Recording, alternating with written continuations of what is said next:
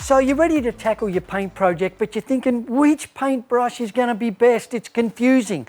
Not really. A lot of work goes into the packaging on a paintbrush to tell you the project it's designed for. And I'm going to show you a few of my favorites. So you want to tackle walls and ceilings. The professional painter's going to get a wide, thick, super quality synthetic brush because they paint every day.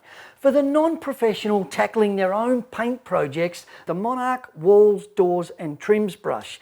It's exactly the same quality as the professional brush. It's just shorter and thinner, so therefore holds less paint. You get more control and it makes it so much easier. One of the biggest problems people have on their paint projects is getting a great finish on trims, and it's usually because they're using the wrong brush. Don't go using big brushes. Smaller brushes are essential for trims. They hold less paint, they give you more control, and they make painting trims easier. Monarch have 4 great choices when it comes to trim brushes. They come in different shapes and styles. They're all premium quality. And it just gets down to choosing the one that feels right for you.